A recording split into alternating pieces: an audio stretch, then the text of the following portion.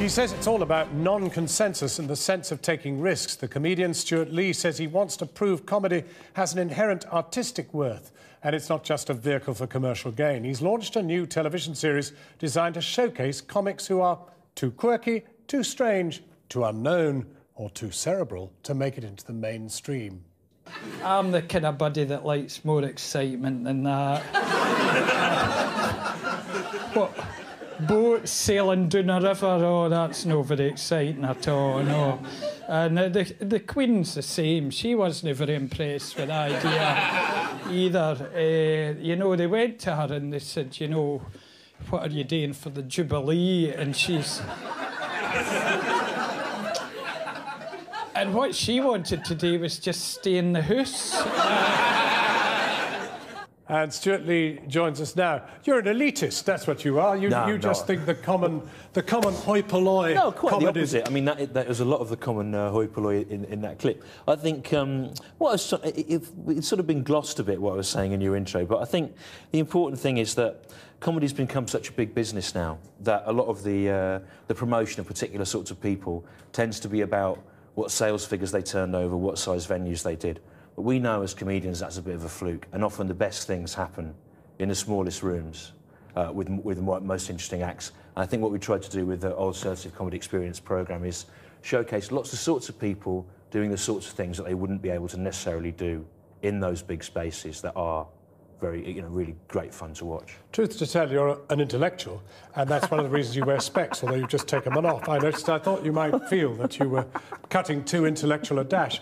But isn't your argument actually that television talks down to people, and that a lot of people make the decisions, think, oh, well, they're not ready for that. I think the best thing is to stick with what they know. I think it does on some level. I think that a lot of people get put on television because it's assumed that they'll be able to make a mass connection that the audience won't be able to go with a more complicated thing. But if you think back to Dave Allen, before the big division of alternative comedy, Missing finger. He was someone who held an audience's attention with no gimmicks, and the assumption was that everyone would sit and listen to it, and they did. But actually, there's something worse in your argument, which is that you think there's a bit of a stitch-up going on, that in actual fact, these big comedians who dominate the game shows and the rest of it have their own companies and keep their own people they employ. This has sort of grown out of a point that I made in an interview in The Independent, which was illustrated by some pie charts that weren't entirely relevant to what I said. But certainly there are two main... But we love a pie chart. I know, yeah, it makes it look a very, very authoritative piece. Certainly there's a couple of big production companies that make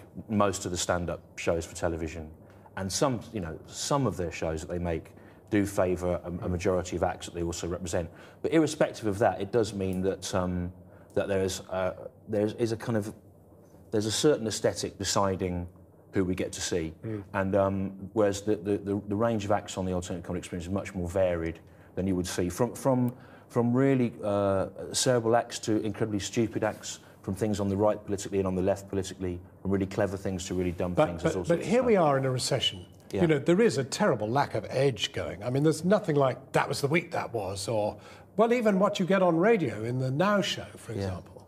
Well, I've only done 2 television shows in 10 years. So, I mean, my own series and worked on this one. I don't really know much about that or why it is. I think we're in an increasing culture of nervousness in broadcasting.